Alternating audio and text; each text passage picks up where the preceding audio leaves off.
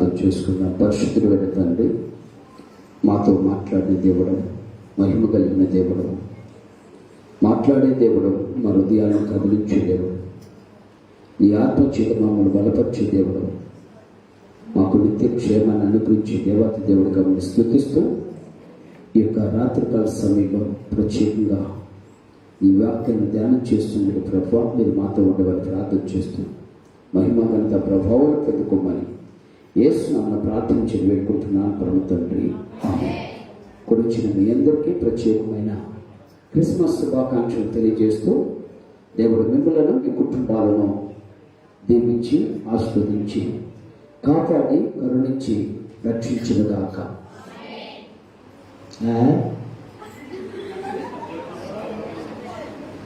ఇప్పుడు మీరు ఏమన్నారు? ఆమేన్ అన్నారా? లేకపోతే ఓకే, దేవుని స్తోత్రాలు. హల్లెలూయా, హల్లెలూయా, హల్లెలూయా.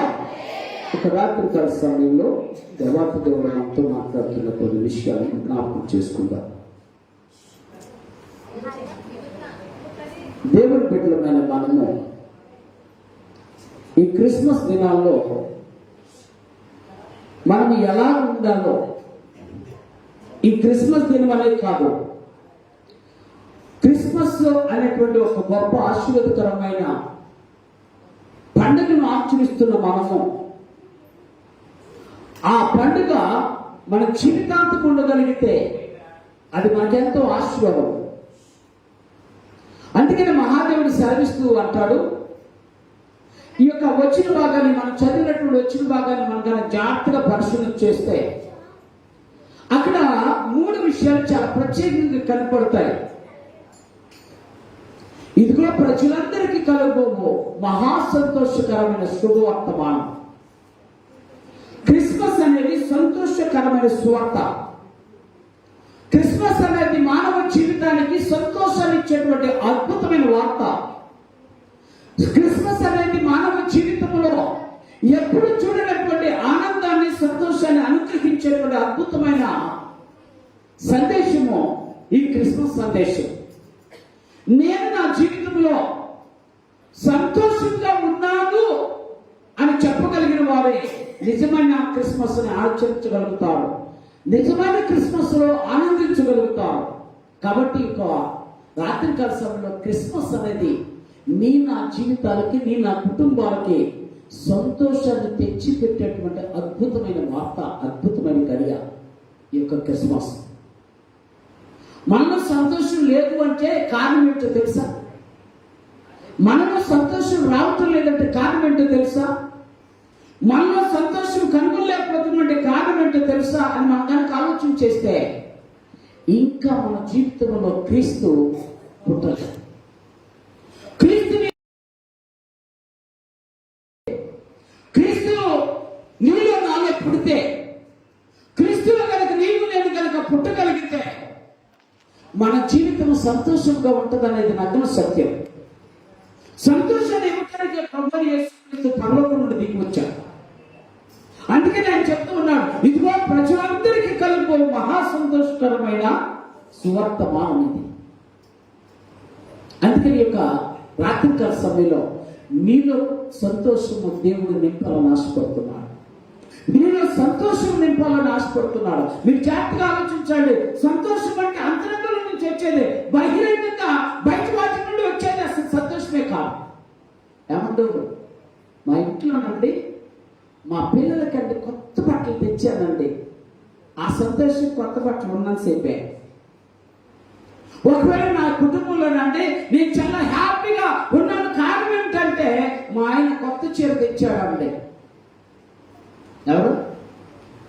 మా ఆయన కొత్త చీర తెచ్చాడు, అది కూడా సంతోషం, ఆ చీర ఉన్నంత చీర. కానీ నిజమైన సంతోషము నీవు నేను బ్రతుకున్నంత కాలం ఉంటుంది. ఆ బ్రతుకున్నంత కాలం ఉండేటువంటి సంతోషము కేవలము ప్రభువైన యేసుక్రీస్తు ద్వారానే కలుగుతుంది. అందుకని ఈ రాత్రి ఆ ప్రభువైన యేసుక్రీస్తు ద్వారా కలిగే ఆ సంతోషాన్ని నీవు నేను అనుభవించాలని ఆశపడుతున్నాం. సంతోషం లేకపోతే ఏముంటుందండి? సంతోషం లేకపోతే మన జీవితాలు ఏమాత్రం కూడా ఆశీర్వదించ మార్చబడిన జీవితాలాగా కనపడవు. అందుకని చెప్తున్నా, సంతోషం బయట నుండి వచ్చేది కాదు, సంతోషం బయట వారి నుండి వచ్చేది కాదు, సంతోషం మనలో నుండి మనలోకి ప్రవహించేటువంటి ఒక అద్భుతమైనటువంటి కారణం, అద్భుతమైనటువంటి విషయం. అందుకనే ఈ రాత్రి నీవు నేను సంతోషంగా ఉండాలని ప్రభువైన యేసుక్రీస్తు ఈ భూలోకానికి వచ్చాడు. రెండో విషయాన్ని ఇక్కడ మీరు కనుక జ్ఞాపకం చేసుకుంటే, అక్కడ ఇంకో మాట చెప్తా అంటాడు, సమాధానము. ఏంటంటే ఆ మాటను మనం ఒకసారి చదువుతున్నాం. క్రిస్టియన్ మనుషులకు భూమి మీద సమాధానము కలుగును గాక అన్నాడు. ఎక్కడ కలుగుతుందట? ఎవరికి?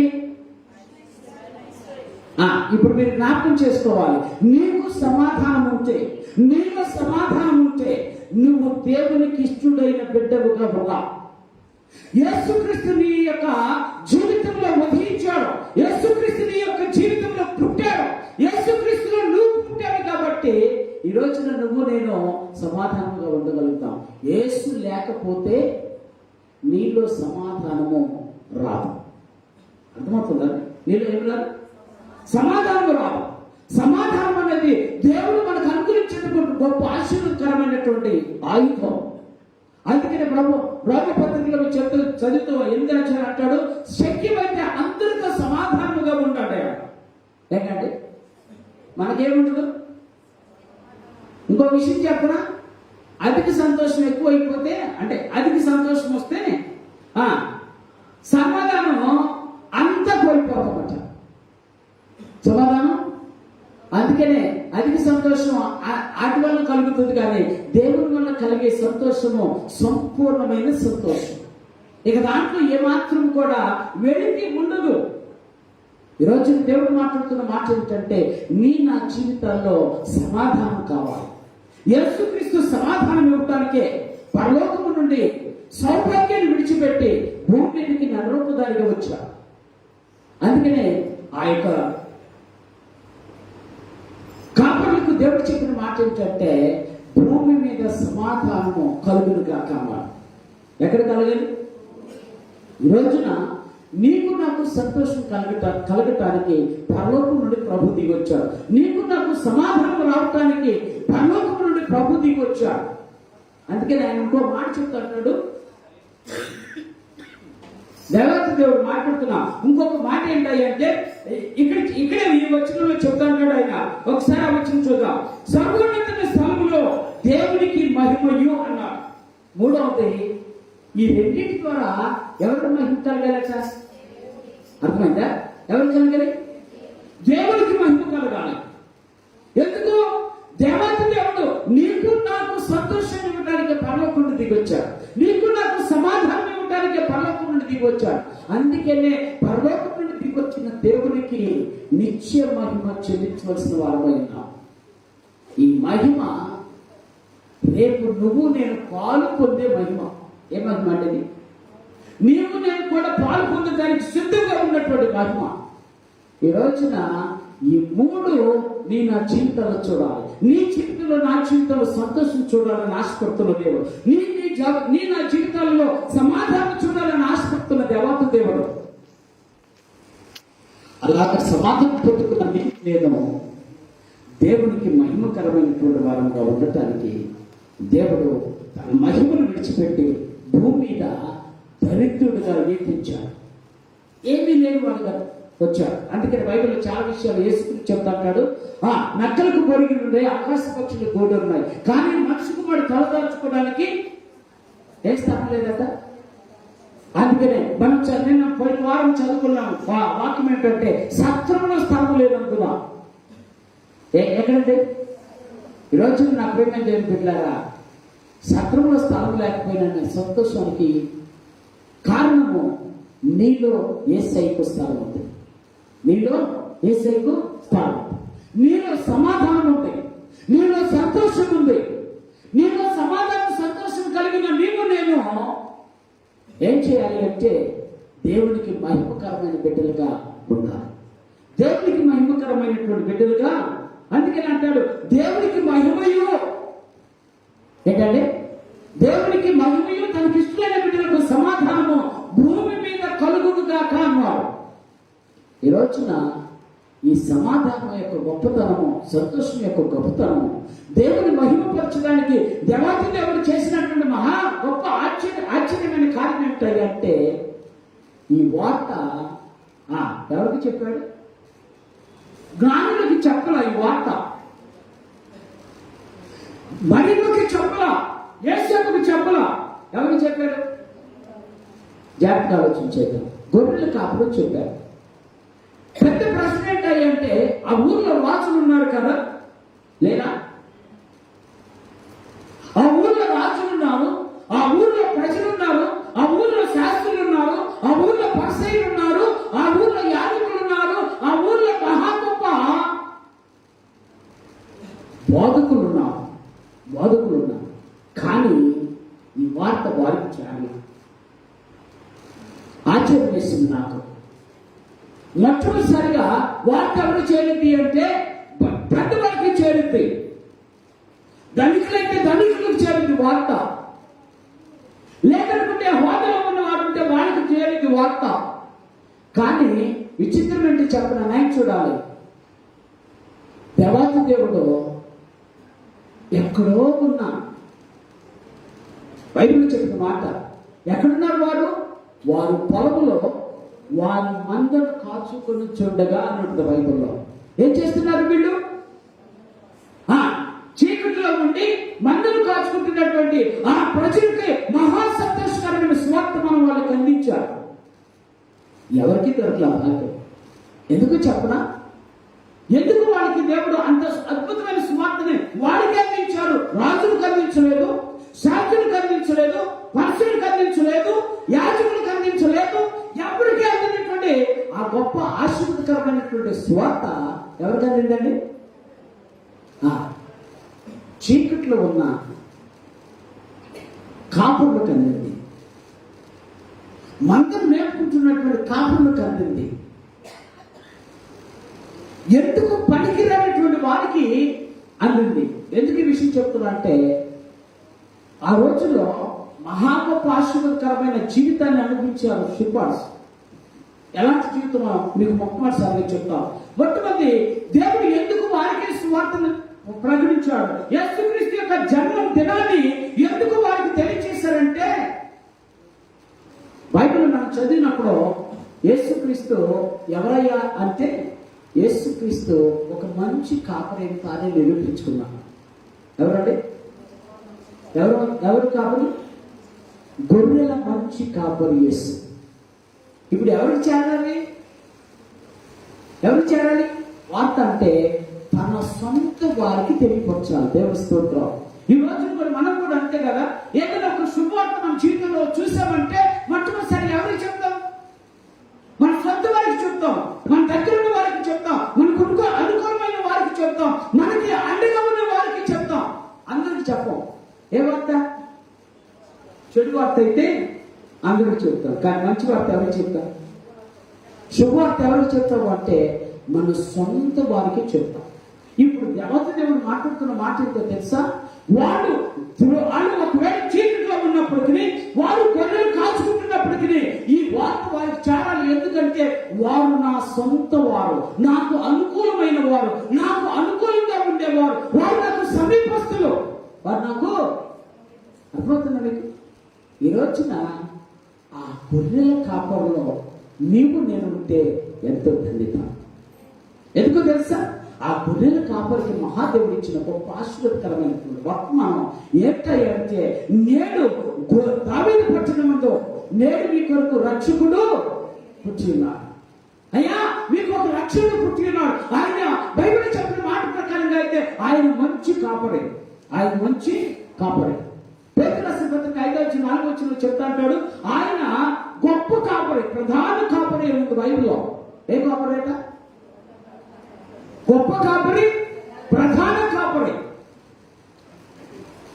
అంటే ఈ లోకంలో ఉన్నటువంటి ఆ కాపరులకు దేవుడిచ్చే సందేశం ఏంటంటే, నేను మీ దగ్గరికి చేరటానికి కారణం ఏంటంటే, ఈ వార్త మీకు చెప్పడానికి కారణం ఏంటంటే, మీరు కూడా నా వల్ల గొప్ప కాపులు కావాలని. దేవుడి స్తోత్రం. మీరు కూడా నా వల్ల ప్రధాన కాపులు కావాలని, మీరు కూడా నా వల్ల మంచి కాపులు కావాలని.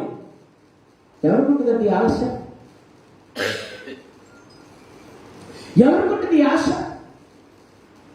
ఒక తండ్రి ఒక బిడ్డని ఈ విధంగా ఆశీర్వదిస్తాడా అంటే క్వశ్చన్ మార్క్.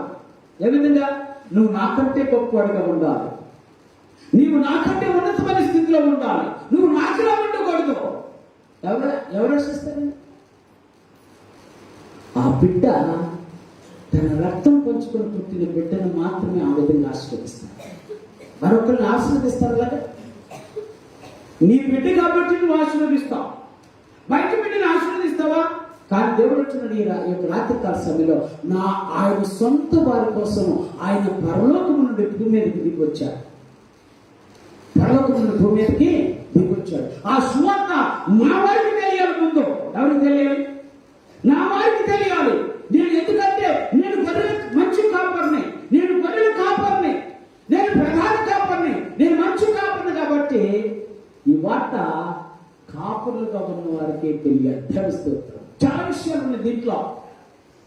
కాపర్లకు ఉన్నటువంటి లక్షణాలు కనుక మనం చూస్తే ఏమంటే, కాపర్లు రాత్రులట ఏం చేస్తున్నారట?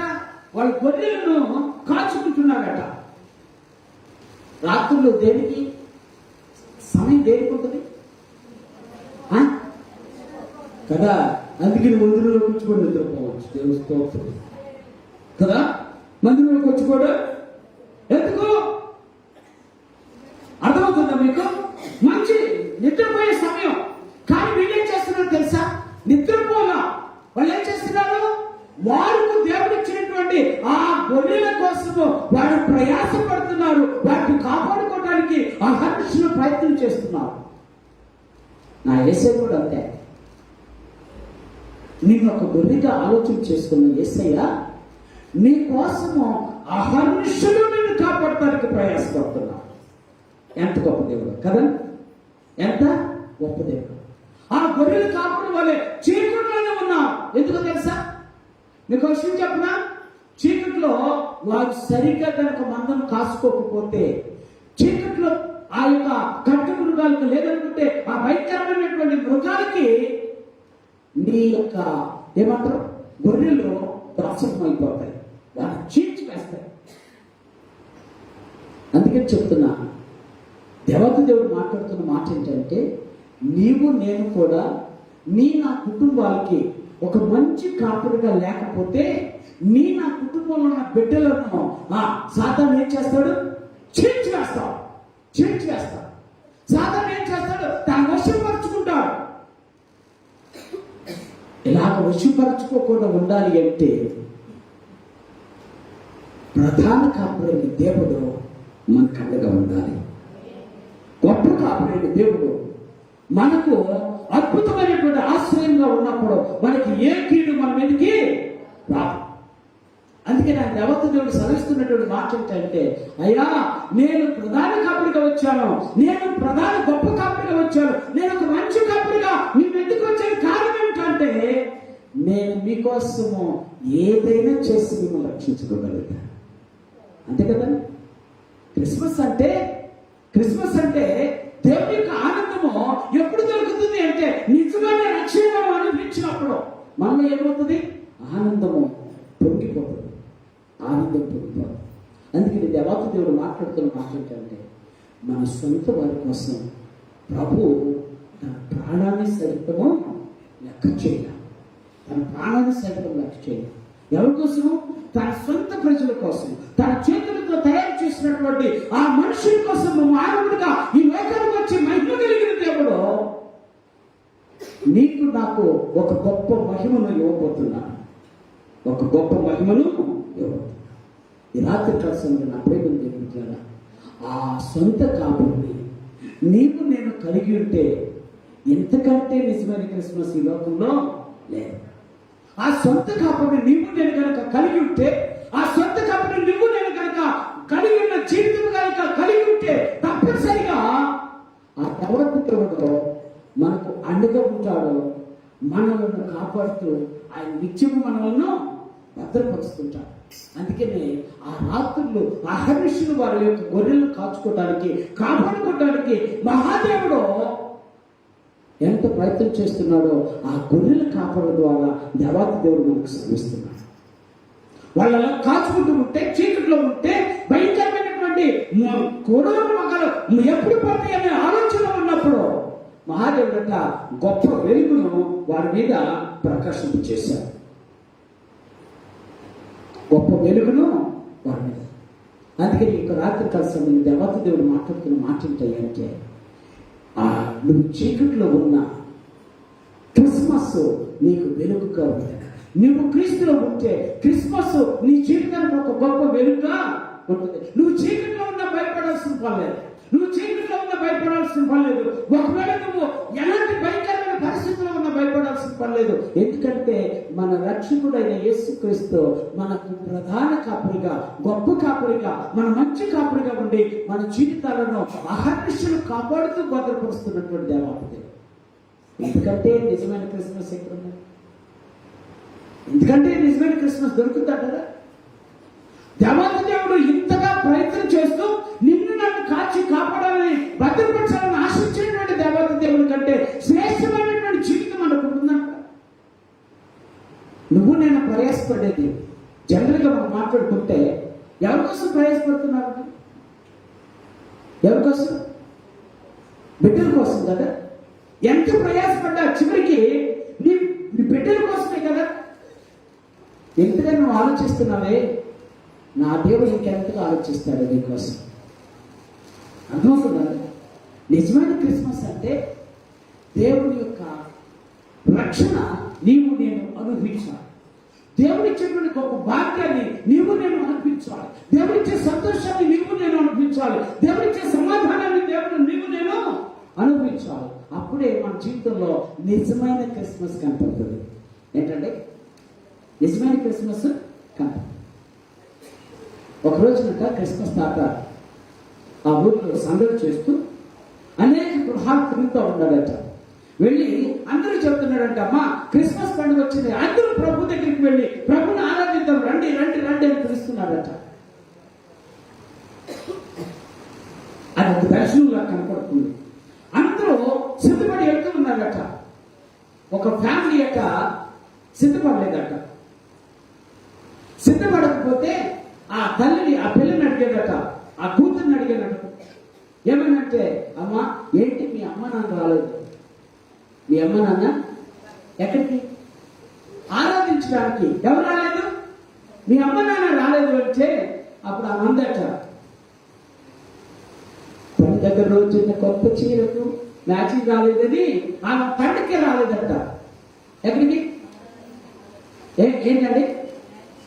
మ్యాచింగ్ లేదని, మ్యాచింగ్ చీరకు మ్యాచింగ్ లేదని పండుగ మానేస్తుందట.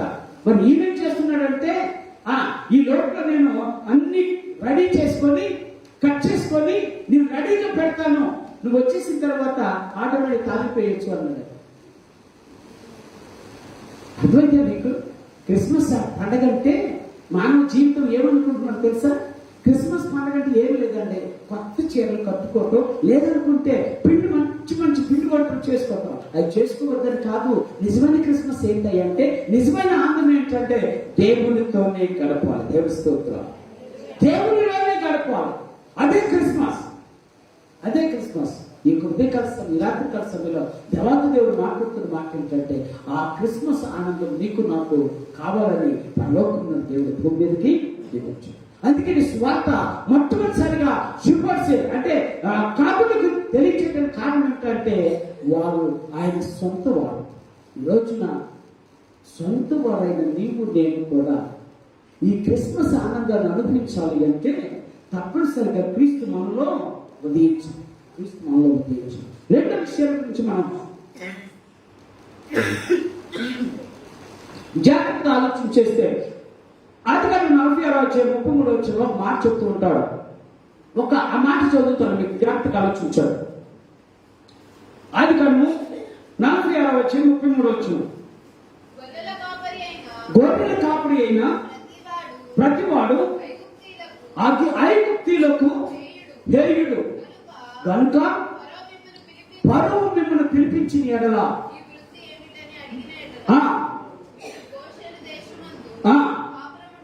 కాపురం ఉండినట్లు మా చిన్నతనం నుండి ఇప్పటి వరకు మీ దాసులమైన మేము మా పూర్వీకులను పశువులు కలవారమై ఏమంట దేవత శ్రమిస్తున్నటువంటి మాట. ఒక రోజున ఇశ్రాయేలు అందరూ ఐగుప్తు దేశానికి ప్రయాణం వెళ్ళిపోయారు. 70 మంది ఉన్నారు, 70 మంది వెళ్ళిపోయారు. ఎక్కడికి? ఐగుప్తు దేశానికి వెళ్ళిపోయారు. ఇక్కడ గ్లాసు దొరకలేదు, ఇక్కడ ఆహారం దొరకట్లేదు. అక్కడ ఆహారం దొరుకుతుందట. ఎవరో ఒక ఆయన ఉన్నాడంట, యోసేపు అనేటువంటి ఆయన అనేక మంది కొరకు ఆహారాన్ని సిద్ధపరచాడంటే మనం వెళ్ళి కొనుక్కుందామని చెప్పి వాళ్ళు అందరూ బయలుదేరారు. చివరికి ఆయనకి వెళ్ళిన తర్వాత యోసేపు వారిని పిలిచి అన్నాడు, అబ్బాయి మీకు ఒక విషయం చెప్పనా? ఏంటన్నా? ఏం లేదు, ఇక్కడ ఐగుప్తులకి మీరు కనుక ఒకవేళ పశువులు కాపర్లు అంటే వీళ్ళకి చాలా అసహ్యం. ఎవరంటే ఒకవేళ మీరు గొర్రెల కాపర్లు అని చెప్తే వీళ్ళకి అసహ్యం, వీళ్ళకి అసహ్యం. కానీ మీరు మీ వృత్తి మాత్రం చెప్పకుండా మాట్లాడు, మీరు మీ వృత్తి చెప్పకుండా మాట్లాడు. అవునా? అందుకని వాళ్ళు ఆ వృత్తి చెప్పారు. అందుకని గోషేను ప్రాంతంలో ఒక మంచి పచ్చిక భూమిలో యెహోవా దేవుడు వారిని ఉంచాడు. ఎందుకు ఈ విషయం చెప్తున్నాను తెలుసా? ఈ రోజున దేవుని కాపరైనటువంటి యేసుక్రీస్తుని, లేదా మనకు ప్రధాన కాపరైనటువంటి యేసుక్రీస్తుని తన సొంత వారే తృణీకరించారు. ఎవరండి? సొంత వారు తృణీకరించారు, హేయుడిగా చూశారు. నువ్వు వద్దు, మాకొద్దు, మాకు అవసరం లేదు. ఈరోజు ఎందుకు ఈ విషయం చెప్తున్నా అంటే, సువార్త రిజెక్టెడ్ చేయబడిన వారి కొరకు, దేవుడు తృణీకరించబడిన వారి కొరకు సువార్త వెళ్ళింది. ఇప్పుడే కాదండి, నేటి చరిత్ర కూడా అంతే. సువార్త ఎవరికి వెళ్ళిందంటే తృణీకరించబడిన వారి దగ్గరికి వెళ్ళింది, హేయులుగా కనపడుతున్న వారి దగ్గరికి వచ్చింది. అనేకమైనటువంటి దరిద్రపు జీవితాన్ని అనిపిస్తున్నటువంటి మనాటి వారి దగ్గరికి సువార్త వచ్చింది. ఆ రోజుల్లో కూడా దేవుని యొక్క సువార్త, యేసుక్రీస్తు పుట్టాడనే వార్త ఎవరికి చేరిందట? లోకంలో అనేక మంది చేత తృణీకరించబడిన వారి దగ్గరికి చేరింది.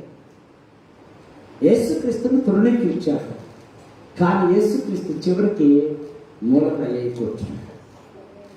ఇప్పుడు చెబుతున్నా, ఎవరైనా మిమ్మల్ని తృణీకరిస్తే, ఎవరైనా మిమ్మల్ని హేయుగా చూస్తూ ఉంటే వారికి దేవుడు చెప్పే సందేశం ఏంటంటే, నువ్వు బాధపడవద్దు, భయపడవద్దు.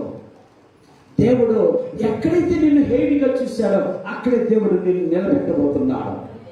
ఎక్కడైతే నిన్ను దేవుడు తృణీకరించిన వారు మధ్యలో ఉంచాడో అక్కడే దేవుడు నిన్ను ఇష్టమైన వారిగా చేయడానికి సిద్ధంగా ఉన్నాడు. యేసుక్రీస్తు తృణీకరించబడ్డాడు, హేయుడిగా చూశాడు.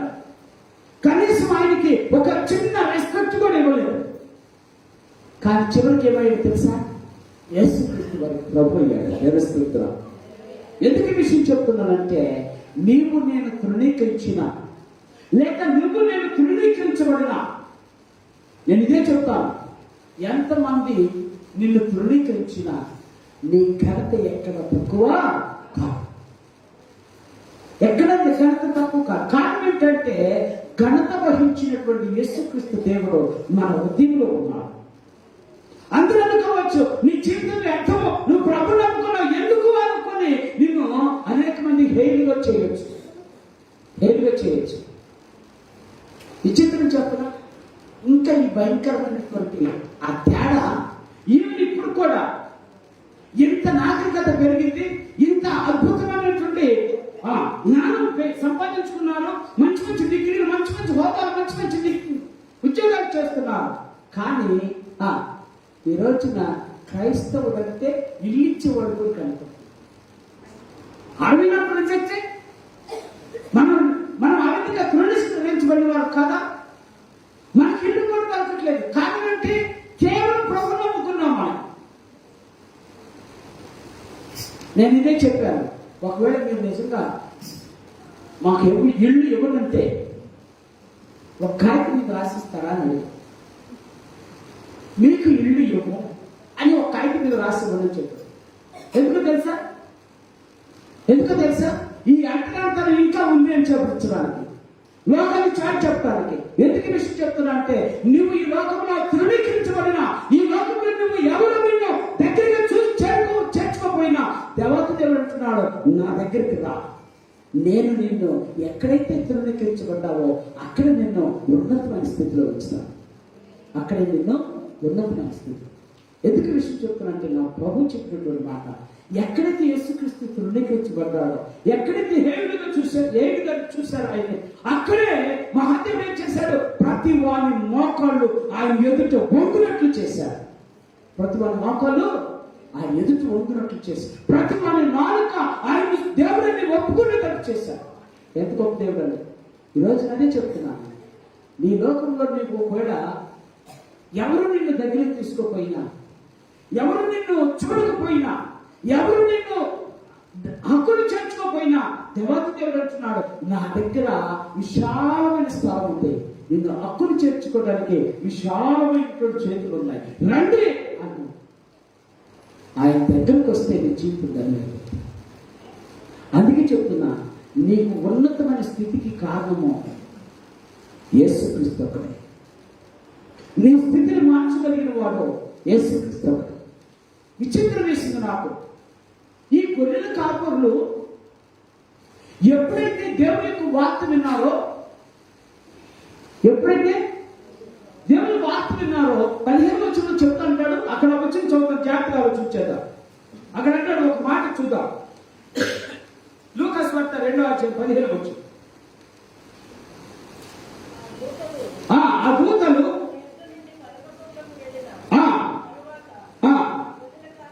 గొర్రెల కాపరులు ప్రభు మనకు తెలియజేస్తున్నాడు, మనము బెత్లెహేము వరకు వెళ్ళి చూతుము రండని ఒకరితో ఒకరు చెప్పుకోలేరు అన్నారు. దేవుని స్తోత్రం. ఇప్పుడు నేను మాట్లాడుతాను. వీళ్ళు ఎవరు అంటే గొర్రెలు కాచుకునేవారు. రెండవది, వారు చీకటిలో గొర్రెలు కాస్తున్నారు. మూడవది, వారు పొలంలో గొర్రెలు కాచుకుంటున్నారు. కానీ వార్త వినగానే గొర్రెలను వదిలిపెట్టి దేవుని పూజించి వెళ్ళారంటే అర్థమవుతుందా? ఎవరిని వదిలిపెట్టి? వాళ్ళకి ఆధారం అవే కదా, వాళ్ళ గ్రాసం అదే కదా, వాళ్ళు తినడానికి అవే కదా, అవి ఇచ్చేటువంటి పాలు అమ్ముకునే కదా వాళ్ళు బ్రతికేది. కానీ ప్రభు కోసం అన్ని విడిచిపెట్టి ఎక్కడికి వెళ్ళారు? దేవుడిని చూడటానికి వెళ్ళారు. Come let's go see the walk. ఎంత మహిమ కలిగిన దేవుడిని వారు ఆశించారో ఆలోచన చేయండి. అన్నింటిని విడిచిపెట్టారండి. అందుకని దేవత దేవుడు చెప్తున్నటువంటి మాట ఏంటంటే, గొర్రెల కోసం ఆ కాపరులు సమస్తాన్ని విడిచిపెట్టి గొర్రెల మంచు కాపరైన దేవుడిని ఆరాధించారు. ఈరోజు మనం ఎందుకు ఈ విషయం చెప్తున్నా, మనం క్రిస్మస్ జరుపుకుంటున్నాం, ఎన్నో క్రిస్మస్ చేసుకున్నాం. ఒకవేళ 20 సంవత్సరాలు ఉన్నవాడు కూడా ఈ రోజు 20 క్రిస్మస్ చేసుకున్నట్టు కదా, 10 సంవత్సరాలు ఉన్నవాడు 10 క్రిస్మస్ చేసుకున్నట్టు. కానీ ఈ 10 క్రిస్మస్లు, 20 క్రిస్మస్లు, 30 క్రిస్మస్లు, 40 క్రిస్మస్లు చిన్న విషయాన్ని విడిచిపెట్టి దేవుని మందిరానికి రాలేదు కదా. ఏంటంటే చిన్న విషయాన్ని దాన్ని విడిచిపెట్టి ఏం రాలేదు. మరి ఇప్పుడు మీరు నిజమైన సంతోషం కలిగిద్దా? నిజమైన సమాధానం దొరికిందా? మహిమ కలిగిన దేవుడు నిజంగా నిన్ను మహిమ పరుస్తాడా? ఒక చిన్న విషయాన్ని వదిలిపెట్టలేకపోతున్నావు దేనికోసం. కానీ వారైతే వారికి ఉన్నటువంటి ఆధారాన్ని విడిచిపెట్టారు, వారికి ఉన్న అవకాశాన్ని విడిచిపెట్టారు, వారికి ఉన్న గ్రాసాన్ని విడిచిపెట్టారు. ఏమన్నామని ఎంతకంటే శ్రేష్టమైంది నాకు దొరకదనుకున్నారు. ఎందుకంటే శ్రేష్టమైంది దేవుని ఆరాధించడం. రండి వెళ్ళి చూద్దాం, రండి వెళ్ళి చూద్దాం. ఇది ఎంత గొప్ప నిజమో, ఇది ఎంత గొప్ప సత్యమో రండి చూద్దాం అనుకుని ఒకరినొకరు చెప్పుకొని వెళ్ళిపోయారట. ఒకరినొకరు చెప్పుకొని వెళ్ళిపోయారు. మన మందిరానికి వచ్చేటప్పుడు పక్కన కూడా తెలియదు కదా. ఎక్కడికి వచ్చేటప్పుడు, మందిరానికి వచ్చేటప్పుడు పక్కన కూడా తెలియదు. మళ్ళీ కొంతమంది మహాతండ్రులు ఒక ఆయన జోబులో పెట్టుకుంటాడు బైబుల్. ఎక్కడ పెట్టుకుంటాడు? జోబులో పెట్టుకుని బైబుల్ ఎక్కడికి వెళ్తున్నాడు? ఒక ఆమెమో చెట్టు సాటుగా బైబుల్ పెట్టుకొని అమ్మో ఎత్తున్నాను అన్నట్టుగా వెళ్ళిపోతాడు. కాదా? దేవుని మందిరానికి వచ్చేటప్పుడు ఇది అవసరమా? ఇలాంటి జీవితం అవసరమా? నువ్వు చాటి చెప్పలేకపోతే దేవుడు నీకు చాటైన స్థలంగా ఉండలే. ఎవరిని చాటి చెప్పాలి? ప్రభుని చాటి చెప్పాలి. ప్రభు సన్నిధిలో సాటి చెప్పాలి. అందుకని మహాదేవుడు సరిస్తున్నాడు, ఇదిగో వీళ్ళంతా దేవుని మహిమ కొరకు సమస్తాన్ని విడిచిపెట్టి దేవుడిని ఒక్కడిని మహిమపరచాలనుకున్నాడు. దేవస్తోత్రం. ఈరోజు ఇదే క్రిస్మస్. నిజమైన క్రిస్మస్ అంటే ఏంటంటే అన్నింటినీ పరిపాట్లను విడిచిపెట్టి ప్రభు సన్నిధికి రావడం, ప్రభుని ఆరాధించు.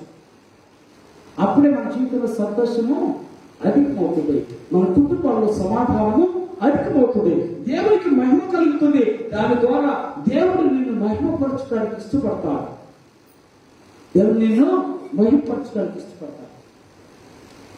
వాడు తృణీకరించబడిన వారే, కానీ వాటిలో గొప్పతనం ఏంటి చెప్పడా? జాగ్రత్తగా వచ్చాడు. వాళ్ళు మామిడి కాపులు అంటే అద్దెకి ఎక్కువ డబ్బులు తీసుకునేవాడు కాదండి, వాడు సొంత గొర్రెలు వేపుకునేవాడు. ఇప్పుడు చెబితే జాగ్రత్తగా ఆలోచించారు. వాళ్ళు ఎంత నమ్మకస్తులు కదా, ఎంత నమ్మకస్తులు. ఒక్క మాట విన్నారు,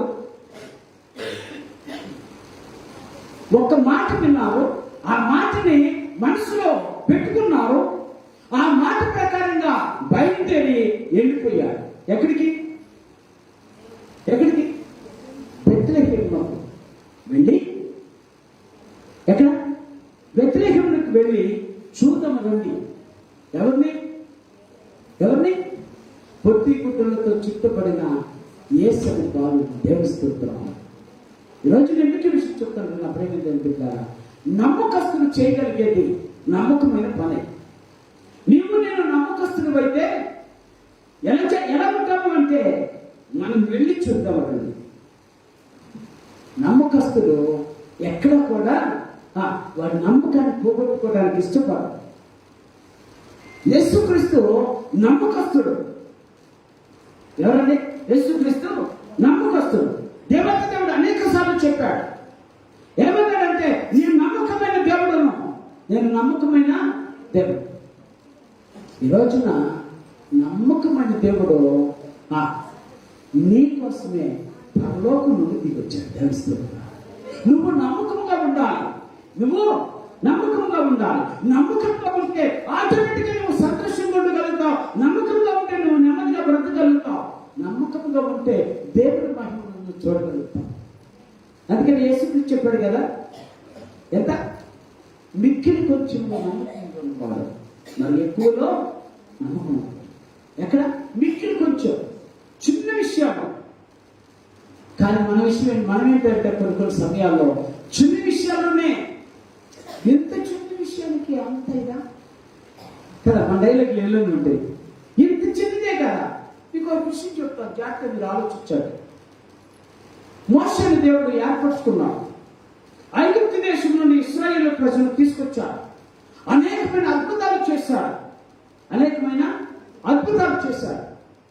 ఒక రోజున ఇశ్రాయేలులు వారి భయంకరమైన స్థితిని చూసి మోషే అంటాడు, అయ్యా నీకు దండం పెడతాను. ఏం పెడతాను? దండం పెడతాను. జీవ గ్రంథముల నుండి నా పేరు తీసివేయని ప్రార్థన చేశాను. అర్థమైందా? ఎవరైనా దేవుని ఇల్లంతలో నమ్మకమైన వాడు, మనుషులందరికంటే సాత్వికుడైన వాడు.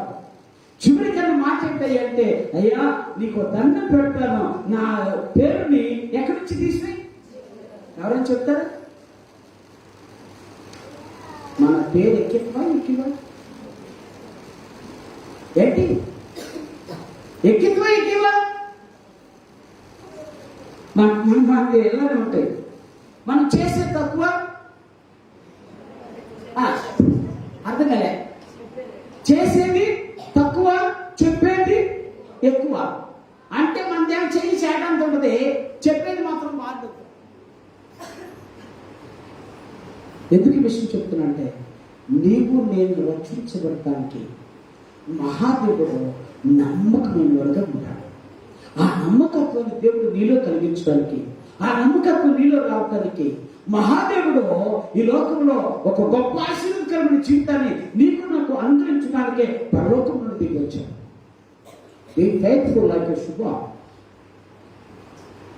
ఆ కాపుల వల్లే నీవు నేను నమ్మకంగా ఉన్నాను. కాపుల్లో ఒక్క గొర్రె పోయినా కదా, అదిగా మనం యేసు చెప్పేది. ఆయన గడ్డ 99 100 గొర్రెలు ఉన్నాయట. ఎన్ని గొర్రెలు? ఎన్ని గొర్రెలు వదిలిపెట్టారు? ఎన్ని గొర్రెలు తప్పయ్యాయి? ఒక్క గొర్రె కదా. మనం ఏమనుకుంటాం తెలుసా? నేను కూడా అప్పుడప్పుడు బాధపడతా, ఒక్క గొర్రెగా ఏం కాదు అనుకుంటా కదా. ఏం గొర్రె? ఒక్క గొర్రె. కానీ ఏసైకి అవసరం ఏంటో తెలుసా? ఆ ఒక్క గొర్రె తెలుస్తుంది. ఆ ఒక్క గొర్రె కావాలి. I don't want these all 99. I want only one. That is it. One away from my fold. నా మందలో నుంచి పోయిన ఆ ఒక్క గొర్రె కావాలి. ఈ గొర్రెలన్నీ నాకు అవసరం లేదని నేను అంటలేదు, కానీ ఆ గొర్రె కావాలి. ఆ గొర్రె కోసమే నేను ఈ లోకానికి వచ్చి నా ప్రాణాన్ని సైతము ఏం చేశాను? అర్పించాను. ఆ ఒక్క గొర్రె రక్షించబడాలి. ఇప్పుడు చెప్తున్న జాగ్రత్తలు, నిజమైన నమ్మకమైన బిడ్డలు ఎలా ఉంటారంటే, నశించిపోయిన వారి కొరకు ఎదిగి రక్షించడానికి, వారి కొరకు ప్రార్థించడానికి సిద్ధపడతారు. కానీ మనకున్న బలహీనత, మన గురించి మనమే ప్రార్థన చేసుకుంటాం కదా. అవునా కాదా? మన గురించి మనమే ప్రార్థన చేసుకో. భారం కలిగి మన కుటుంబం గురించి ప్రార్థన చేయి. బాధ్యత కలిగి మన కుటుంబం గురించి ప్రాధాన్యపడడం దేవుని దగ్గర. ఏమంటే నీ కుటుంబాన్ని గురించి నువ్వు ప్రార్థన చేసుకోకపోతే నువ్వు నమ్మకస్తులు ఎలా అవుతావు? దేవుడు అడిగిన మాట ఏంటంటే, నువ్వు నశించిపోయే వారిని వారి కొరకు ప్రార్థన చేయమంటే నీ కుటుంబంలో నశించిపోతున్నా. మనకున్న బలహీనత చెప్తా, అయ్యో ఆళ్ళ నాకు మా కుటుంబం లేదు అయ్యా, ఎవరు రాదు, మా కుటుంబం అలాంటిది కాదులయ్యా. ఆయన చూడాలి, మా కుటుంబం అలాంటిది కాదులయ్యా, మేము చాలా బెటర్ అయ్యా. ఏంటి బెటర్ అయ్యా? వద్దే నీ మాటలతోనే. అందుకనే దేవుడు అన్నాడంట, ఒక రోజున ఇప్పుడు నేను మాట్లాడుతుంటే దేవుడికి ఒక ఆలోచన వచ్చిందంట. వీళ్ళు బాగా నన్ను పొగుడుతున్నారు, ఎలాగా? ఉన్నదాన్ని మించి పొగుడుతున్నారు. వీళ్ళకి ఏదో ఒక విధంగా బుద్ధి కలిగి చేయాలని దేవత దేవుడు అనుకున్నాడట. ఏం చేయాలని? బుద్ధి కలిగి చేయాలి. వెంటనే దేవుడు అన్నాడట, అబ్బాయి ఎట్రా ఒక మాట చెప్తాను. పాప ఆ మనిషి సంతోషంగా వచ్చాడు. ఇప్పుడు నేను ఒక మాట కొడతాను, నీలో ఎంత నమ్మకం ఉందో చెప్పడానికి ఒక 3 మాటలు చెప్పాలి. నీలో ఎంత నమ్మకం? అయ్యా నేను ఎంత నమ్మకస్తున్నా తెలుసా? నా భార్య పనికి వెళ్ళకుండానైనా నేనే తెచ్చి పెడతాను. నేనే. బాగుంది కాదు కదా? ఇట్లాంటి భర్తలు ఉంటే ఎంత బాగుంటారు. ఇంట్లో కూర్చొని చక్కగా హ్యాపీగా ఉండొచ్చు. అవునా? ఓకే. అయ్యా ఇదే కాదు, నా పిల్లలను ప్రతి దినం స్కూల్కి తీసుకెళ్ళి స్కూల్కి నుంచి ఇంటికి తీసుకొచ్చి అస్సలు వాళ్ళకి ఏం కాకుండా చూస్తాను. ఏం కాకుండా చూస్తాను. బాగుంది, చాలా బాగుంది. మరి అంతేగా, బిడ్డల కంటే ఇంకా అంతకంటే ఏముంది? శ్రేష్టమైన తండ్రి ఎవరు? చక్కగా తీసుకొని తండ్రి కంటే శ్రేష్టమైన తండ్రి ఇంకెవరుంటారు? అప్పుడు బలి మంచోడికి నమ్మకమైన వాడు అని ఇక వరుస పెట్టి చెప్పడం మొదలేశారు.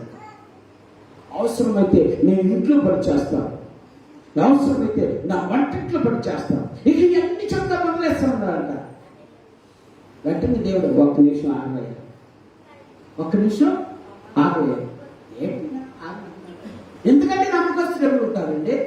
బిడ్డల కోసం, భార్య కోసం, అనేకమైనటువంటి పనుల కోసం కష్టపడి పనిచేసే వాళ్ళకంటే ఎందుకంటే నమ్మకస్తులు ఎవరు ఉంటారు అంటే ఆగయ్య అనగానే ఏంటయ్యా చెప్పు. సరే, ఎందుకు నా ఎదుట నువ్వు నమ్మకంగా ఉన్నావా అన్నాడు. ఎక్కడ? నా ఎదుట నువ్వు అందరూ ఎదుట నమ్మకంగా ఉంటున్నావు, అందరూ ఎదుట నమ్మకంగా జీవిస్తున్నావు, కానీ నువ్వు ఎక్కడ ఉండాలి? వెంటనే ఆయన అన్నాడంట, సారీ సారీ. అర్థమైంది నీకు? ఎవరు ఎదుట? మనం అందరూ ఎదుట నమ్మకంగా కనిపిస్తాం, కానీ దేవుని ఎదుట మాత్రం మనము నమ్మకంగా కనిపించట్లేదేమో. ఈరోజు ఎందుకు నిజమైన క్రిస్మస్ దేవుని ఎదుట నువ్వు నమ్మకంగా కనిపించడానికి, నిజమైన క్రిస్మస్ దేవుని ఎదుట నువ్వు నేను నమ్మకంగా ఉండటానికే.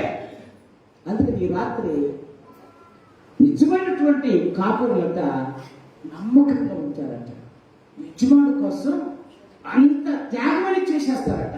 కానీ ముందర ఉన్న ఒక బొర్రె కూడా నశించిపోవడం వారికి ఇష్టం. ఈరోజు నా ప్రేమ నీ నా జీవితాల్లో ఈ క్రిస్మస్ ఆనందం ఉండాలన్నా, ఇది నా జీవితాల్లో, నీ నా కుటుంబాల్లో సంతోషం సమాధానం ఉండాలన్నా, నీ నా జీవితాల్లో దేవునికి మహిమకరమైన జీవితాన్ని జీవించాలన్నా, నువ్వు నేను చేయవలసిన పని ఏంటంటే ఆ షెపర్డ్ లాగా దేవుని కోసం అవసరమైతే అన్ని విడిచిపెట్టి దేవుని సన్నిధిలో ఉండాలి, దేవుని కొరకు నువ్వు జీవించాలి. అందుకే వాళ్ళు అన్ని విడిచిపెట్టి యెరూషలేము దగ్గరలో ఉన్నటువంటి ఆ యొక్క బెత్లెహేము అనే పురాణకు వచ్చి అక్కడ పశువుల దగ్గర పడి ఉండినటువంటి యేసుక్రీస్తును చూసి వాళ్ళు సాగిలపడి నమస్కారం చేశారట. నమస్కారం చేసి ఆయన గురించి ప్రచురణ చేశారట. నిజమైనటువంటి నమ్మకస్తులే క్రీస్తుని ప్రచురణ చేయగలుగుతారు. ఈరోజు నా ప్రేమ బిడ్డలారా అలాంటి జీవితం కావాలి. అదే నిజమైన క్రిస్మస్. అటువంటి క్రిస్మస్ జీవితము దేవుడు మనకు అనుగ్రహించిన కాక. ఇప్పటికైనా సరే నీ నా జీవితాల్లో సమాధానం ఉందంటే, సంతోషం ఉందంటే, దేవునికి మహిమకరంగా జీవిస్తున్నావంటే, దేవుడు మాట్లాడుతున్న మాట ఏంటంటే today is the best Christmas. ఇది నిజమైన సంతోషకరమైన ఆనందకరమైనటువంటి అద్భుతమైన క్రిస్మస్. ఈ రోజున నీ నా జీవితాల్లో సంతోష సమాధానం కలిగి దేవుని మహిమపరిచేటువంటి స్థితి ఉందంటే, అలాంటి స్థితి నీకు నాకు కలిగినప్పుడు మన జీవితం నిజమైన క్రిస్మస్ లోకి అడుగు పెడుతుంది. అటు కృపను దేవుడు మనకు దయచేయు గాక. ప్రార్థన చేసుకుంటాం. పరిశుద్ధుడైన తండ్రి, ఈ రాత్రి మాతో మాట్లాడిన శ్రేష్టమైన 3 మాటలు బట్టి స్తుతిస్తున్నా.